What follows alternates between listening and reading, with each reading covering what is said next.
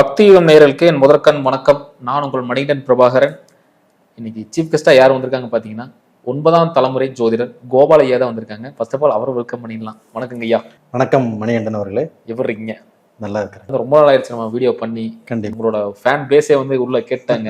அதாவது சனி பயிற்சியோட போட்டிருந்தீங்க, எனக்கு ராகுகேது பயிற்சியோட போடுங்கன்னு சொல்லி கேட்டிருந்தாங்க. ஸோ அதுக்காக இணங்கி இந்த எபிசோட பண்ணலான்னு கண்டிப்பா பார்க்கலாம். சரிங்க. ஃபர்ஸ்ட் இந்த ராகுகேது அப்படின்னு சொல்லும் போதே மக்கள் நம்மளோட வாழ்வாதாரத்தையே கொஞ்சம் அசத்து பார்க்குற கிரகத்துல 2 கிரகம் சொல்லலாம். அது ஒரு நல்லதும் பாசிட்டிவ் சைடும் இருக்கு, ஒரு நெகட்டிவ் சைடும் இருக்கு. ஸோ இதை பத்தி நீங்க என்ன நினைக்கிறீங்க ராகுகேது பத்தி?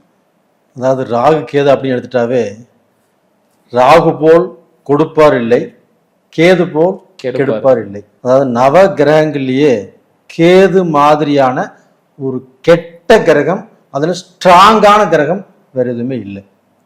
அதே சமயத்துல கெட்டது மட்டும்தான் பண்ணுவார் அப்படின்னா இல்லை, நல்லதும் பண்ணுவார். கெட்டது எந்த அளவு பண்ணுவாரோ அதே அளவுக்கு கேது பகவான் நல்லதையும் பண்ணுவார். தான் நிற்கக்கூடிய ஸ்தானத்தை பொறுத்து கேதுவுக்கு அந்த பலம். அதே சமயத்துல ராகு போல் கொடுப்பார் இல்லைன்ட்டாங்க. ஒரு ராகு பகவான் நினைச்சாருன்னா ஒரு மனிதனை கோபுர உச்சிக்கே கொண்டு போகலாம். நேற்று பிச்சை எடுத்துட்டு இருந்தாரு, திடீர்னு பார்த்தா அவருக்கு ஒரு லாட்ரி வாங்கியிருப்பாரு, அந்த லாட்ரி அடிக்கும். அந்த லாட்ரி அடிக்குது, அவனுக்கு செல்வம் வருது, பணக்காரன் ஆகிறாங்கன்னா அது ராகுடைய செயல்தான். அந்த ராகு அங்கே நின்று இருந்தா மட்டும்தான் அவருக்கு அந்த யோகத்தை கொடுக்கும். அது மாதிரி ஒருத்தர் மிகப்பெரிய கோடீஸ்வரங்களா இருக்கிறாங்க, அவங்க வந்து 2 மாசம் கழிச்சு அவங்க நடுத்தர நிற்கிறாங்கன்னா அவங்க இருக்கக்கூடிய சொத்து எல்லாத்தையுமே இழந்திருக்கிறாங்க அப்படின்னா அதுவும் ராகுடைய செயல்தான். இது மாதிரி ராகு பத்தி நிறைய சொல்லிட்டே போகலாம். ஜாதகத்துல ராகு கேதுவை கணிக்கவே முடியாது. அது வந்து ஒரு நிழல் கிரகங்கள், ஒரு சாயா கிரகங்கள், அது ஆன்டி கிளாக் வைஸ் தான் சுத்தும். இது மாதிரி ராகுவுக்கு எத்தனையோ சிறப்புகள் இருக்குது. 12 ராசிகள் இருக்கு. இந்த 12 ராசிகளான பலன்கள் பார்த்துடலாம். சரிங்க. ஸோ அப்படி இருக்கும்போது முதன்மையான ராசி மேச ராசிக்கான பலன் சொல்லுங்க. மேச ராசி, இந்த மேச ராசிக்கு வந்து 11ஆம் இடத்துல ராகு வர்றாரு. அதே சமயத்துல இந்த பக்கம் 5ஆம் இடத்துல கேது பகவான் வர்றாரு. இந்த 2 ஸ்தானங்களும் மேச ராசிக்கு நல்ல பலமான ஸ்தானங்கள். இன்னொரு விஷயத்த சொல்லிடுறேன். இந்த ராகு பகவான் 11ஆம் இடத்துல இருக்கிறார் இல்லையா, கும்பத்துல இருக்கிறார். அதாவது மே மாசம் 18ஆம் தேதி இந்த ராகு பகவான் பெயர்ச்சியாகி மீனத்திலிருந்து கும்பத்துக்கு வர்றாரு. கும்பத்துல ராகு இருக்கிறாருன்னா அந்த ராகுவுடைய நட்சத்திரமான சதய நட்சத்திரம் அந்த கும்பத்திலே இருக்குது. அதனால ராகு பலம் அடைகிறார், ரொம்ப பலமா செயல்படுவார். கெட்டது செய்யற மாதிரி இருந்தாலும் சரி, நல்லது செய்யற மாதிரி இருந்தாலும் சரி. இந்த பக்கம் பார்த்தீங்கன்னா கேது மேசத்திலிருந்து 5ஆம் இடத்துல சிம்மத்தில் இருக்கிறாரு. அங்க சிம்மத்துல மகம் நட்சத்திரம் இருக்குது, கேது பகவானுடைய நட்சத்திரம். அப்ப அங்க வந்து ராகுவுமே ரொம்ப ஸ்ட்ராங்கா செயல்படுவார். அப்போ இந்த பீரியட்ல பார்த்தீங்கன்னா 11ஆம் இடத்துக்கு ராகு வருவதே மேச ராசிக்காரங்களுக்கு தான் இருக்கக்கூடிய நிலை, அவங்க வந்து இதற்கு முன்னாண்ட லாஸ் இருக்கலாம், கஷ்டப்பட்டிருக்கலாம், இல்லை ஓரளவுக்கு நல்லா இருக்கலாம். அவங்க எந்த நிலையில் இருந்தாலும் இந்த பீரியட்ல இருந்து கணக்கு வச்சுக்கோங்க. 18 மாசத்துக்கு மேச ராசிக்காருடைய வாழ்க்கை கண்டிப்பாக தலைகீழாக மாறும். அவங்க ஒரு படி மேலதான் வருவாங்களோ இல்லையோ கீழே போறதுக்கு வாய்ப்பே இல்லை. சொந்த தொழில் ஆரம்பிக்கணுமா ஆரம்பிக்கலாம், ஒரு வியாபாரம் பண்ணணுமா தாராளமாக செய்யலாம், ஒரு பிசினஸ் ஆரம்பிக்கணுமா தாராளமாக செய்யலாம், ஒரு தொழிலில் முதலீடு போடணுமா பயம் இல்லாமல் தைரியமாக செய்யலாம். இந்த பக்கம் பார்த்தீங்கன்னா கேது 5ஆம் இடத்துல இருக்கிறாங்க. தெய்வ பக்தி அளவுக்கு அதிகமாக வரும், ஆன்மீகத்தில் ஈடுபாடு இருக்கும், அதிகமாக கோயில் குளத்துக்கு போவாங்க. கோயில் குளத்துக்கு போறது நல்லது தானே? கண்டிப்பா. அப்ப இந்த பீரியட்ல கோயில் குளத்துக்கு அவங்க போவாங்க, போனா ரொம்ப ரொம்ப நல்லது. இந்த சமயத்துல வந்து அவங்க போக வேண்டிய கோயிலே, அதாவது இந்த ராகு கேது பெயர்ச்சிக்கு அவங்களுக்கு எத்தனையோ தெய்வங்கள் இருக்கிறாங்க. அதுல முதன்மையான தெய்வம் எதுனா பிள்ளையார்பட்டி. அந்த பிள்ளையார்பட்டிக்கு போயிட்டு அந்த தெய்வத்துக்கு அபிஷேகம் பண்ணிட்டு அங்கே குங்குமம் திருநீரும் வாங்கி கொடுத்து அபிஷேகம் பண்ணி அந்த குங்குமத்தை திருநீரையும் வாங்கி வச்சு வீட்டில் வச்சுட்டு வந்தாங்கன்னா அது அவங்களுக்கு வந்து ரொம்ப திருப்தியா வேலை செய்யும். அடுத்து பாத்தீங்கன்னா ரிஷப ராசிக்கு ராகு 10ஆம் இடத்துல வராரு. கண்டிப்பா. கேது பாத்தீங்கன்னா 4ஆம் இடத்துல வராங்க. என்ன மாதிரி பலன்கள் தராருங்க? இந்த ரிஷப ராசிக்கு 10ஆம் இடத்தில் வரக்கூடிய ராகு ஒரு மிகப்பெரிய பிரம்மாண்டத்தை உருவாக்குவார். ரிஷபராசிக்காரங்க கடந்த 2-2.5 வருட காலங்களாகவே நிறைய கடின முயற்சி பண்ணினாங்க, ரொம்பவுமே உழைத்தார்கள், வியாபாரத்தையும் பண்ணினாங்க, பிசினஸையும் பண்ணினாங்க. எதுலையுமே அவங்க எதிர்பார்த்த அளவுக்கு வளரல, தலையில. அப்போ அவங்க போட்ட ஒரு முயற்சி, அவங்க எடுத்துக்கிட்ட அந்த ரிஸ்க் எல்லாமே அதற்கு பலன் எப்ப கிடைக்கும் அப்படின்னா இந்த ராகுகேது பயிற்சியில் தான். இந்த 1.5 வருடத்துல வேணா பாருங்க, ரிஷப ராசிக்காரர்கள் அவங்களுடைய வளர்ச்சியை அவங்களே நம்ப முடியாது. அந்த அளவுக்கு ஒரு பெரிய மாற்றத்தை அவங்க வாழ்க்கையில் கண்டிப்பாக உருவாக்கும். இந்த பீரியட்ல அவங்க செய்ய வேண்டிய ஒரே ஒரு விஷயம் என்னன்னா, இந்த வாக்குஸ்தானம், அடுத்தவங்கிட்ட பேசக்கூடிய பேச்சுல கொஞ்சம் நிதானம் தேவை. அது போக யாரையுமே நம்பிடக்கூடாது. தொழிலையுமே கொஞ்சம் நிதானமாக இவங்க முயற்சி பண்ணி பாடுபடுறது, அதுக்குண்டான பலன் அனுபவிக்கணும் அப்படின்னா கொஞ்சம் நிதான போக்குல தான் போகணும். அது போக இவங்களுக்கு ரத்தம் சம்பந்தப்பட்ட பிரச்சனைகள், ரத்தத்துல பிரச்சனைகள், இது மாதிரி நோய்கள், தொற்று நோய்கள் வரக்கூடிய வாய்ப்புகளும் இருக்குது. அப்ப இந்த சமயத்துல அவங்க மருத்துவத்திலையுமே கொஞ்சம் கேர்ஃபுல்லா இருக்கணும். ஏதாவது பிரச்சனைனா மருத்துவம் பார்த்துக்கணும். இப்படி பார்த்தாலும் சரியா இருக்க வாய்ப்புகள் இருக்குது, ஒன்றும் பயப்பட வேண்டியதில்லை. இந்த பீரியட்ல அவங்க இந்த குலதெய்வ வழிபாடு, எத்தனை தெய்வங்கள் இருந்தாலும் இவங்களுக்கு பர்டிகுலரா சொல்றது அந்த குலதெய்வ வழிபாடு, அது ரொம்ப ரொம்ப முக்கியம். அதை கும்பிட சொல்லுங்க. அது போக காளகஸ்திரி போயிட்டு வர்றது ரொம்ப ரொம்ப நல்லது. சூப்பருங்க, அருமையா சொன்னீங்க. அடுத்து பாத்தீங்கன்னா மிதுன ராசி. மிதுன ராசிக்கு ராகு 9ஆம் இடத்துல வராரு, கேது 3ஆம் இடத்துல வராரு. இவங்களுக்கு பலன் இல்லைங்க. மிதுன ராசிக்காரங்க வாழ்க்கையில பாத்தீங்கன்னா எவ்வளவோ கஷ்டங்கள் பட்டு பட்டு பட்டு அவங்க இன்னுமே மேல வளராத அளவுக்கு தான் இருக்கிறாங்க. இதுல ஒரு 30% பேர் நல்லா இருக்கிறாங்க, 70% பேர் இன்னுமே நாங்க வளரல, நாங்க கஷ்டப்படுறோம், கஷ்டப்பட்ட அளவுக்கு எங்களுக்கு பலன் கிடைக்கல, முயற்சிகள் பண்றோம், நாங்க எங்க வேலையை கரெக்டா தான் செய்யறோம், எங்களுக்கு எல்லாமே பிரச்சனையா வருதே அப்படிங்கிற குழப்பத்துலதான் இன்னைக்கும் இருக்கிறாங்க. நீங்களும் கேள்விப்பட்டிருப்பீங்க. ஆனா அவங்களுக்கு இந்த ராகு கேது பெயர்ச்சினால மிக பெரிய மாற்றங்கள் உருவாகும். மாற்றங்கள்னா இப்போ ஒரு கவர்மெண்ட் வேலை செய்யறாங்க, அந்த வேலையில ப்ரமோஷனே கிடைக்கல அப்படிங்கிற வேதனை, அவங்களுக்குள்ள ஒரு வருத்தம் அது இருந்துட்டே இருக்குது. அந்த பிரச்சனைகள் இப்ப தீரும். அது போக அரசியல் இருப்பாங்க, அந்த அரசியலையுமே நல்ல மாற்றம், ஒரு உயர்ந்த பதவி அவங்க பல வருஷமா காத்துட்டு இருந்தது இந்த பீரியட்ல அவங்களுக்கு கிடைக்கும்.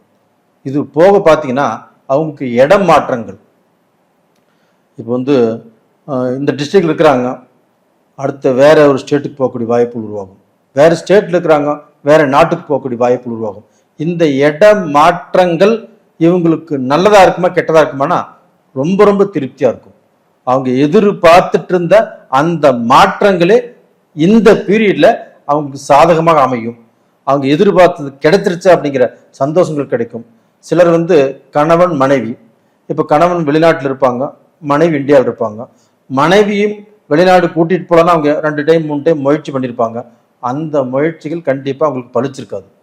இந்த பீரியட்ல அவங்க முயற்சி பண்றாங்க வச்சுக்கோங்களேன், கணவன் மனைவியும் ஒன்றாக ஒரு இடத்துல வாழக்கூடிய வாய்ப்புகள் நல்லா இருக்குது. அப்ப அந்த இடம் மாற்றத்தால் அவங்க நல்ல திருப்தி, நல்ல சந்தோஷம் கிடைக்கும். அது போக அவங்களுடைய வளர்ச்சியுமே அவங்களே நினைச்சு சந்தோஷப்படக்கூடிய அளவுக்கு நல்ல வளர்ச்சிகள் இருக்கும். அடுத்து பாத்தீங்கன்னா கடகராசி. கடகராசிக்கு பாத்தீங்கன்னா 8ல ராகு வராரு, 2ஆம் இடத்துல கேது வராங்க. பொதுவா 2ஆம் இடத்துல கேது வந்தா சொல்லுவாங்க பணத்துக்கு தட்டுப்பாடு ஆகும்னு சொல்லுவாங்க. அது எந்த வகையில் உண்மைங்க? இப்ப இந்த 2ஆம் இடத்துல கேது வர்றது எப்படின்னா, 2ஆம் இடத்துல யாருக்கு கேது இருந்தாலும் குடும்பஸ்தானம், அது குடும்பத்தை கொடுக்கும். 2வது பணம் வரக்கூடிய வழிகள் ஸ்தம்பிக்க செய்யும். அதே சமயத்துல அந்த 2ஆம் இடத்தில் இருக்கக்கூடிய கேது பகவானை சுபகிரகங்கள் குரு சுக்கிரன் பார்த்துட்டாங்கன்னா இந்த பிரச்சனைகள் இருந்து அவங்களுக்கு விடுதலை. அப்போ இந்த கடக ராசிக்காரங்களுக்கு இப்ப இந்த 2ஆம் இடத்தில் இருக்கக்கூடிய அந்த கேதுவும் 8ஆம் இடத்தில் இருக்கக்கூடிய இந்த ராகுனாலையும் இவங்க நல்லா இருப்பாங்களா அப்படின்னா கண்டிப்பாக நல்லா இருப்பதற்கு வாய்ப்புகள் இருக்கிறது. ஏன் சொல்ற அப்படின்னா, அந்த 8ஆம் இடத்தில் இருக்கக்கூடிய ராகு பகவானை குரு பகவான் வந்து 9ஆம் பார்வையாக பார்க்குறாங்க. அப்போ அந்த குரு பகவான் ராகு பகவானை பார்க்கறதுனால அந்த ராகு விஷத்தன்மையை இழந்துட்டு கோதண்ட ராகுவாக மாறி நல்ல பலன் அடைகிறார். அப்போ வந்து கடக ராசிக்காரங்களுக்கு அவங்க கடந்த காலத்தில் அஷ்டம சனியில் எவ்வளவோ பட்டுட்டாங்க. இதற்கு மேலே அவங்க கஷ்டப்படுவாங்களா அப்படின்னா கண்டிப்பாக கஷ்டம் இல்லை. அப்போ அவங்க வந்து வியாபாரம் நல்லா இருக்குமா, தாராளமாக நல்லா இருக்கும். அவங்க புதுசாக தொழில் செய்யலாமா, தாராளமாக தொழில் செய்யலாம். ஒரு தொழிலில் இன்வெஸ்ட் பண்ணலாமா, தாராளமாக இன்வெஸ்ட் பண்ணலாம். அவங்க கடந்த காலத்தில் இருந்ததை விட இந்த பீரியட்ல நான் நல்ல நிலைமைக்கு வருவேனா இப்படிங்கிற வேதனை இருக்கும். அது போக ஒவ்வொருத்தர் சேலஞ்ச் பண்ணியே இந்த பீரியட்ல ஒர்க் பண்ணுவாங்க. அந்த ஒர்க் பண்ணான கண்டிப்பாக அவங்களுக்கு சக்சஸ் ஆக முடியும். இந்த 8ஆம் இடத்துல ராகு கண்டிப்பா கெடுக்க மாட்டாரு, 2ஆம் இடத்துல இருக்கக்கூடிய கேது பகவானும் கெடுக்க மாட்டாரு. அப்ப இதன் மூலியமாக அவங்களுக்கு வளர்ச்சி வளர்ச்சி வளர்ச்சி தான். இந்த பீரியட்ல அவங்க ஏமாறவே மாட்டாங்க. அதே சமயத்துல சனி பகவானும் 9ஆம் இடத்துல இருக்கிறாங்க, பாக்கியஸ்தானத்துல அந்த சனி பகவானும் கொடுப்பாங்க. இப்ப 12ஆம் இடத்துல விரயஸ்தானத்துல குரு இருந்தாலுமே அது பார்க்கக்கூடிய இடம் 8ஆம் இடமாக இருந்து அந்த 8ஆம் இடத்துல ராகு இருந்து அந்த ராகுவை பார்க்கறதுனால இவங்களுக்கு வளர்ச்சி தான் வளர்ச்சி தான் வளர்ச்சி தான். சூப்பர், அருமையா சொன்னீங்க. அடுத்து பாத்தீங்கன்னா சிம்ம ராசி. நிறைய பேர் ஆவலா எதிர்பார்த்துட்டு இருந்த ஒரு ராசி. ஏன்னா இந்த தடவை கோச்சாரமாவே கொஞ்சம் நிறைய அஃபெக்ட்லாம் இருக்கு. ஸோ இந்த ராகுக்கு எதுவாச்சும் கொஞ்சம் நல்லது பண்ணுவாங்களா அப்படின்னு எதிர்பார்த்துட்டு இருந்தாங்க. இவங்களுக்கு பாத்தீங்கன்னா ராகு 7ஆம் இடத்துலையும் கேது ஜென்ம கேதுவும் வந்திருக்காங்க. என்ன மாதிரி பலன்கள் கிடைக்குங்க? இப்போ இந்த 7ஆம் இடத்துல இருக்கக்கூடிய ராகு பகவான், இப்போ இந்த ஜென்மத்தில் இருக்கக்கூடிய கேது பகவான், இந்த ராகு கேதுவால இப்போ இவங்களுக்கு எந்த விதமான பிரச்சனை நடக்கும் அப்படின்னா, இந்த கேது ஜென்மத்தில் இருக்கும்போது இவங்க எடுக்கக்கூடிய முடிவில் கொஞ்சம் தடுமாற்றங்கள் வரும். ஒரு பிஸ்னஸ் பற்றியோ ஒரு குடும்பத்தை பற்றியோ மக்களை பற்றியோ ஏதாவது முடிவுகள் எடுக்கும்போது கொஞ்சம் தடுமாற்றங்கள் வரும். அந்த சமயத்தில் முடிவு இவங்க எடுக்காமல் இவங்களுக்கு வேண்டப்பட்டவங்க, இவங்க மனைவியோ இல்லை இவங்களுக்கு வேண்டப்பட்ட நண்பரோ இல்லை குருமார்களோ அவங்கக்கிட்ட விட்டுறலாம். அது மாதிரி விடுறது நல்ல விஷயம். அது போக வந்து பார்த்தீங்கன்னா குடும்பத்தில் பிரச்சனையோ இல்லை மக்களால் பிரச்சனையோ கண்டிப்பாக இவங்களுக்கு வருமா அப்படின்னா கண்டிப்பாக வராது. அப்போ வந்து இவங்க போகக்கூடிய பாதை நல்லா இருக்கும், செய்யக்கூடிய தொழில் நல்லா இருக்கும். இந்த அஷ்டம சனியால் எங்கே பாதிக்கப்பட்டுருவோமோ அப்படிங்கிற வேதனை இவங்களுக்கு இருந்துகிட்டே இருக்கும். ஆனால் அஷ்டம சனினால இவங்களுக்கு சின்ன சின்ன பிரச்சனைகள் வந்தாலுமே இப்போ இந்த ராகு கேது பெயர்ச்சினால அந்த குரு பகவான் ராகுவை பார்க்கறதுனால கண்டிப்பாக இவங்களுக்கு மழை போல் கஷ்டங்கள் வந்தாலும் பனி போல் நீங்கும். அப்போ டோட்டலாக இவங்களுக்கு வளர்ச்சி, இவங்க வளர்றது இவங்க கண் பார்வையில இவங்களுக்கே தெரியும். அப்ப அந்த அஷ்டம சனியினால நம்ம பாதிக்கப்படுறோமான கண்டிப்பா இந்த ராகு கேது பயிற்சினால பாதிக்கப்பட மாட்டாங்க. அந்த குரு பார்வைக்கு அந்த அளவுக்கு ஸ்ட்ரென்த். அப்ப அந்த குரு பார்வையின் மூலமாக இந்த அந்த சிம்ம ராசிக்காரங்களுக்கு வளர்ச்சி தான் இருக்கும் மொழியோ கண்டிப்பா கீழே போவதற்கு வாய்ப்பு இருக்காது. அவங்க வெளிநாடு போகலாம். ரெண்டாவது பார்த்தீங்கன்னா அவங்க அரசியலில் நல்ல ஒரு பவர் கிடைக்கும். அதுபோக கவர்மெண்ட் தொழிலையும் நல்ல பவர் கிடைக்கும், ஆன்மீகத்திலையும் நல்ல பவர் கிடைக்கும்.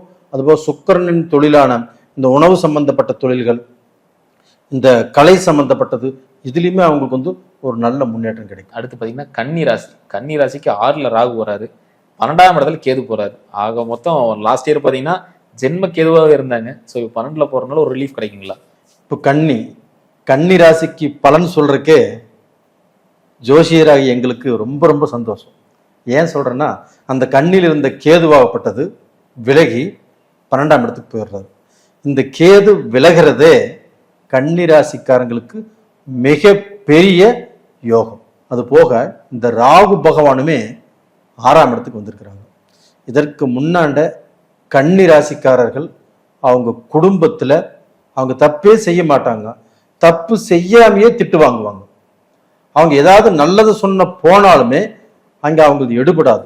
அப்போ அவங்க வந்து எவ்வளவு நல்லவங்களாக இருந்தாலும் மனசு ஒரு பக்கம் வலிச்சுட்டே இருக்கும், ஒரு வேதனையோடய இருப்பாங்க குடும்பத்துக்குள்ள. அது போக அவங்க செய்யக்கூடிய தொழிலில் ரொம்பவுமே ஹார்ட் ஒர்க் பண்ணுவாங்க, ரொம்பவுமே வேலை செய்வாங்க. அதற்கு உண்டான சன்மானம் கண்டிப்பாக அவங்களுக்கு கிடைக்காது, இன்னைக்கு வரைக்கும் கிடைக்கல. அதே மாதிரி இப்படித்த பிஸ்னஸ்லையும் சரி, நைட்டும் பகலும் பாடுபட்டு கஷ்டப்பட்டு பிசினஸ் எப்படியாவது நல்ல லாபத்தை பார்த்துடலாம், அந்த பிசினஸை நல்ல நிலைமைக்கு கொண்டு வந்துடலாம் அப்படின்னு முயற்சி பண்ணினாங்க. எதுவுமே நகரவே இல்லை. இந்த பீரியட்ல பார்த்தீங்கன்னா இந்த ராகு பகவான் 6ஆம் இடத்துல வந்ததுனாலையும் இந்த கேது விலகிறதுனாலையும் இவங்களுடைய வாழ்க்கையில ஒரு உன்னதமான நிலை, ஒரு நல்ல அந்தஸ்து, அது மட்டும் இல்ல இவங்களுக்கு அந்த டச், அந்த பழக்க வழக்கங்கள் எல்லாமே பெரிய பெரிய இடத்துல இருந்து, பெரிய பெரிய தொழிலதிபர்கள் இருந்து, நல்ல அந்தஸ்து உள்ளவங்க இருந்து இவங்களுக்கு அந்த டச் கிடைக்கும், ஈஸியா கிடைக்கும். அந்த டச் எல்லாமே இப்போ ஒர்க் அவுட் ஆகும். அப்ப அந்த பெரியவங்க மூலியமாக, நல்ல அந்தஸ்தில் உள்ளவங்க மூலியமாக இவங்க அப்படியே மேல மேல மேல வளர்ந்துருவாங்க. ரொம்ப நாளாக நான் ஒரு சொந்த தொழில் செய்யணும் அப்படின்னு நினைச்சிட்டு இருக்கிறவங்க இந்த பீரியட்ல செஞ்சாங்கன்னா அவங்க டாப்ல வந்துருவாங்க. கடந்த காலத்துல செஞ்சு மாட்டிட்டாங்க, அது வேற விஷயம். இந்த பீரியட்ல அவங்க தொழில் ஆரம்பிக்கணுமா, ஆரம்பிக்க சொல்லுங்க. அவங்க நினைச்ச மாதிரியான ஒரு முன்னேற்றம் கிடைக்கும். அது ஆணாக இருந்தாலும் சரி, பெண்ணாக இருந்தாலும் சரி, நல்லபடியான மாற்றம் இந்த பீரியட்ல அவங்களுக்கு கிடைக்கும். அவங்க இந்த பீரியட்ல செய்ய வேண்டிய ஒரே ஒரு விஷயம் என்னன்னா, திருச்செந்தூர் முருகரை அவங்க வழிபாடு பண்ண சொல்லுங்க. அந்த திருச்செந்தூர் கோயிலுக்கு போயிட்டு வந்தாவே கண்டிப்பாக இவங்களுடைய கஷ்டங்கள் குறையும். அந்த திருச்செந்தூர் போயிட்டு அந்த முருகருக்கு அபிஷேகம் பண்ணிட்டு குங்குமம் திருநீர் வாங்கி கொடுத்து சாமி மடியில வச்சு மீண்டும் வாங்கிட்டு வர சொல்லுங்க. வாங்கிட்டு இருந்து அதுல நெத்தியில் வச்சுட்டு வர சொல்லுங்க. ரொம்ப ரொம்ப நல்லா இருக்கும். இவங்களுடைய கஷ்டங்கள் பரிகாரமாகும். அதே திருச்செந்தூர் போகணும்னா இப்ப போனாங்கன்னா சனிக்கிழமை ஞாயிற்றுக்கிழமையில 1,00,000 பேர்த்துக்கு மேல வந்திருப்பாங்க. ரொம்ப ரொம்ப கஷ்டம். அவங்க ஏதாவது திங்கள் செவ்வாய் புதன் இந்த மாதிரி நாள்ல போக சொல்லுங்க. அந்த தெய்வத்தை ஈஸியா பார்த்துட்டு வந்துடலாம். அது மாதிரி முயற்சி பண்ண சொல்லுங்க. அவங்களுடைய வளர்ச்சி வேற விதமாக இருக்கும். அவங்களை நினைத்து பார்த்து சந்தோஷப்படக்கூடிய காலம் எதுவென்றால் இதுதான். அடுத்து பாத்தீங்கன்னா துலாமுக்கு 5ஆம் இடத்துல ராகு வராங்க, லாப கேதுவா வராரு. என்ன மாதிரி பலன்கள் தர்றாங்க? இப்போ 5ஆம் இடத்துல ராகு வர்றாருன்னா அந்த ராகு கண்டிப்பாக இவங்களுடைய பூர்வீகம், இவங்களுக்கு பழைய பகை, இல்லைன்னா சொத்து பிரச்சனை, வம்பு வழக்கு, இதன் மூலியமாக இவங்களுடைய பேரை கெடுக்கத்தான் பார்க்கும். ஆனால் அதே சமயத்துல அந்த ராகுவை குரு பகவான் 9ஆம் பார்வையாக பார்த்துடுறாங்க. அப்படி பார்க்கறதுனால இவங்க கிரேட் எஸ்கேப் இந்த துலாம் ராசிக்காரங்களுக்கு. அது போக இந்த சைடுல பார்த்தீங்கன்னா கேது பகவான், அந்த கேது பகவானும் 11ஆம் இடத்துல இருக்கிறாங்க. அப்ப அந்த 11ஆம் இடத்துல இருக்கக்கூடிய கேது பகவான் தன்னுடைய சொந்த நட்சத்திரமான மகம் நட்சத்திரத்துல இயங்குறாரு. அப்படி இயங்கும் போது அந்த கேது பகவான் எந்த ஸ்தானத்தில் இருக்கிறாங்களோ அந்த ஸ்தானத்துக்கு தகுந்த மாதிரிதான் பலனை கொடுப்பாங்க அப்படின்னு நான் ஆரம்பத்திலேயே உங்களுக்கு நான் சொன்னேன். இப்ப அந்த கேது பகவான் 11ஆம் இடத்துல இருக்கிறாங்களா, சொந்த நட்சத்திரத்துல இயங்குறாங்களா, அப்போ துலாம் ராசிக்காரங்களுக்கு அவங்க இதுக்கு முன்னாடி அவங்க துலாம் ராசிக்காரனாவே நல்ல உழைப்பாளிகள், நல்ல உழைக்கிறதுக்கு அவங்க எந்த காலத்திலையும் வருத்தப்படவே மாட்டாங்க. ஏன்னா அவங்களுடைய ராசியில தான் சனி உச்சம், அங்கே சுக்கிரனும் ஆட்சி. அப்போ அந்த உழைக்கிறதுக்கு தயங்காத ராசி எதுனா இந்த சுக்கிரனுடைய ராசி தான். அப்போ அந்த துலாம் ராசி தான். அந்த துலாம் ராசிக்கு கேது 11ஆம் இடத்துல வர்றதுனால அவங்க உழைப்புக்கு இந்த சமயத்தில் நல்ல மரியாதை கிடைக்கும். அவங்க செய்யக்கூடிய வேலைக்கு மரியாதை கிடைக்கும். அவங்களுக்கு செய்யக்கூடிய தொழில்ல நல்ல முன்னேற்றம் கிடைக்கும். அதாவது 2 டிஜிட் 3 டிஜிட் இந்த மாதிரி டிஜிட்ல லாபத்தை பார்ப்பார்கள். அப்ப அந்த லாபத்தின் மூலியமாக நல்ல பொசிஷனுக்கு அவங்க வந்துருவாங்க. இதுதான் இந்த பீரியட்ல அந்த ராகு கேதுனால இவங்களுக்கு நடக்கக்கூடிய பலன். அடுத்து பாத்தீங்கன்னா விருச்சக ராசிக்கு 4ஆம் இடத்துல ராகு வராரு, 10ஆம் இடத்துல கேது வராரு. என்ன மாதிரி பலன்கள் தராதுங்க? விருச்சக ராசிக்காருக்கு பார்த்தீங்கன்னா அவங்க வெகுளியானவங்க. அவங்களுக்கு செவ்வாய் அவங்களுடைய ராசியுடைய அதிபதி. கொஞ்சம் முன்கோபம் ஜாஸ்தியா இருக்கும். இவங்க ராசியை அவங்க ஜென்ம ஜாதகத்திலேயே குரு பார்த்திருந்தாருன்னா அவங்க கோவப்படுறக்கோ அவங்க பார்த்தீங்கன்னா அதிகமா கோவப்படுவாங்க இல்லையா. இந்த முன் கோபத்தினால சில விபரீத முடிவுகளும் எடுப்பாங்க. அதனால நிறைய பேர் மாட்டிக்கிறாங்க. இந்த குரு பார்த்திருக்கிறதுனால அதுல இருந்து அவங்க தப்பிச்சு நல்லா இருக்கிறாங்க. அப்போ இவங்க ஒரு வெகுளியானவங்க தான். அப்படிப்பட்டவர்களுக்கு இந்த பீரியட்ல ஒரு நல்ல ஒரு மாற்றம், ஒரு முன்னேற்றம், இவங்க வாழ்க்கையில தடை இல்லாமல் தடைகளை மீறி ஒரு நல்ல பொசிஷனுக்கு வருவாங்க. இப்ப 8ஆம் இடத்துல குரு இருக்குன்னா அந்த குருவை பத்தி கவலையே பட வேண்டாம். அந்த குரு பார்க்கக்கூடிய இடம் எது? விருச்சிக ராசிக்கு 2ஆம் இடத்துல தனஸ்தானத்தை பார்க்கறாங்க. அப்ப டோட்டலா பாத்தீங்கன்னா இந்த ராகு பகவானாலையும் கேது பகவானாலையும் கெடுதல் இல்லாமல் வளரக்கூடிய ஒரே ராசி இந்த விருச்சிக ராசி தான். அப்ப இதன் மூலியமாக அவங்க வெளிநாடு போகலாம், வெளிநாட்டுல சம்பாதிக்கலாம், வெளிநாட்டுல சிட்டிசன் ஆகலாம், வெளிநாட்டுல பாத்தீங்கன்னா அங்கே சொத்து வாங்கலாம், அங்கேயே பிஆர் வாங்கறதுக்கு முயற்சி பண்ணலாம். அந்த மாதிரியான யோகங்கள் இன்னைக்கு இந்த விருச்சிக ராசிக்காரங்களுக்கு இருக்குது.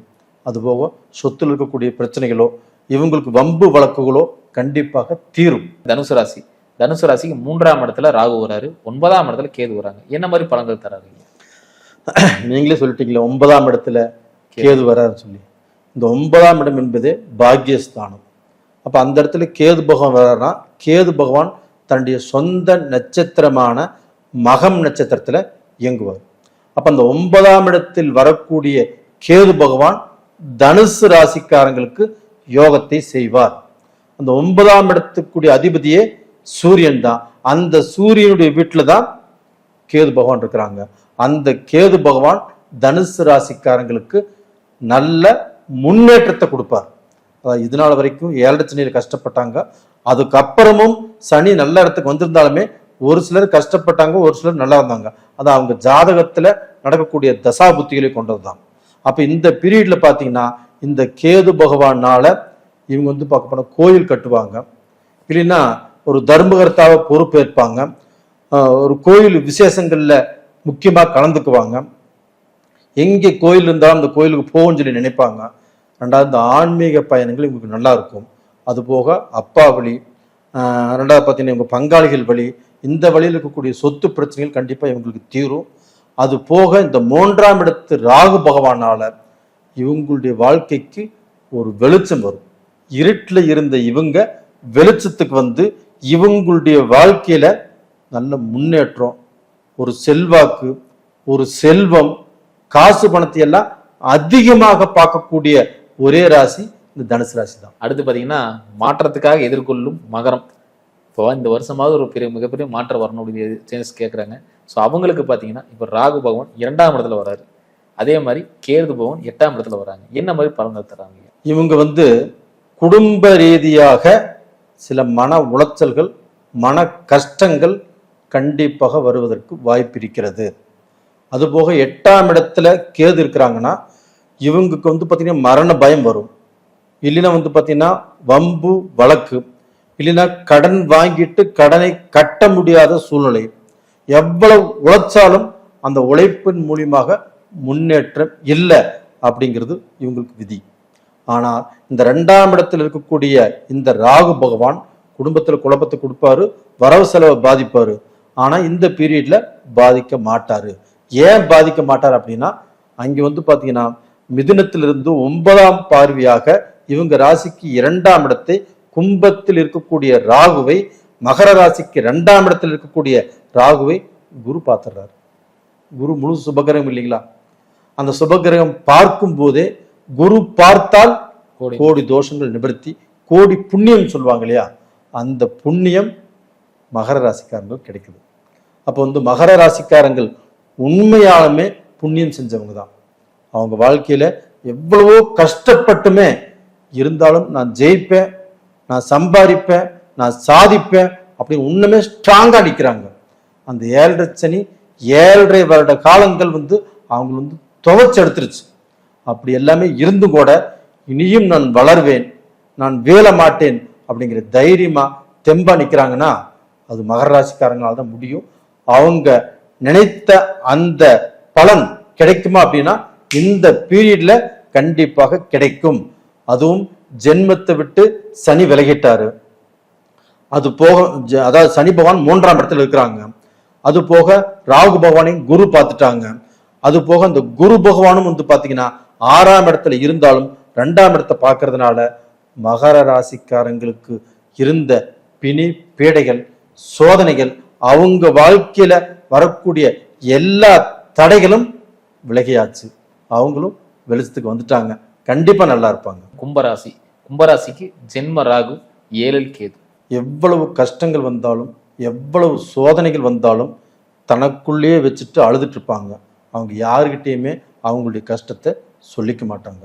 அதே சமயத்தில் அடுத்தவங்கனால எவ்வளவு பாதிக்கப்பட்டாலும் எவ்வளவு துன்புறுத்தப்பட்டாலும் எவ்வளவு கேவலப்பட்டாலும் அவங்களுக்கு தெரிஞ்ச புத்தி அவ்வளவுதான் அப்படின்னு மன்னிக்கக்கூடிய குணம் கும்பராசிக்காரங்கிட்ட தான். ஏன்னா கும்பம் கலசம் கோபுரத்தின் மேல இருக்கக்கூடியது, அது உயர்வான இடத்துல இருக்கக்கூடியது.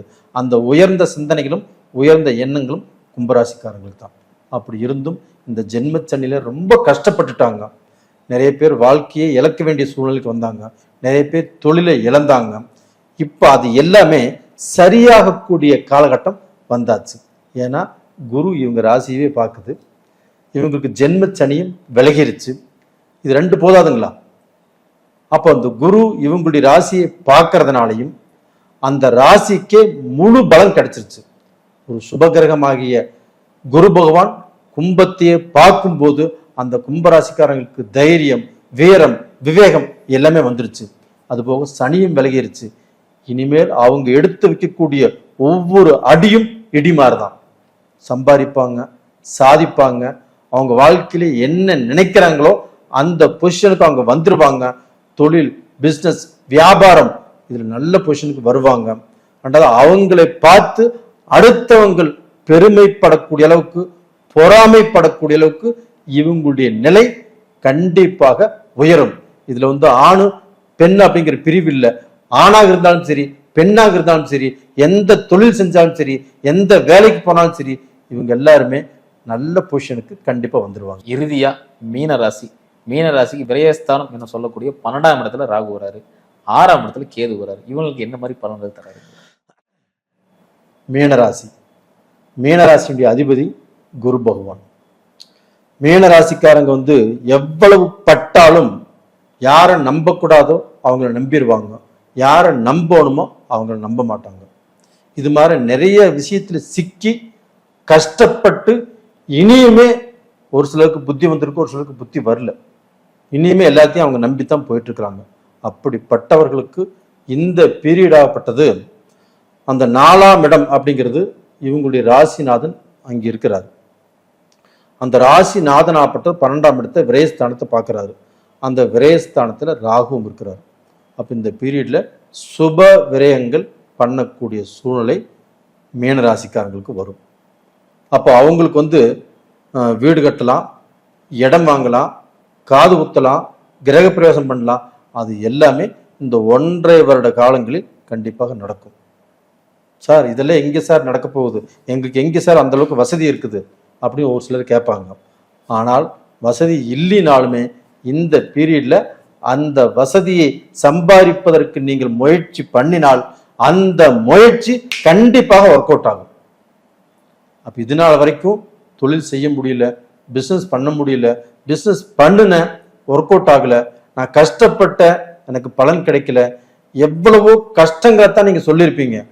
அந்த கஷ்டங்களை சொன்ன உங்க வாய்க்கு இந்த பீரியட்ல எல்லாமே மாற்றங்கள் உங்க வாழ்க்கையே மாறி போய் நீங்க நல்ல அந்தஸ்துக்கு, நல்ல செல்வ நிலைக்கு வரக்கூடிய பீரியட் தான் இந்த 1.5 வருட காலங்கள்.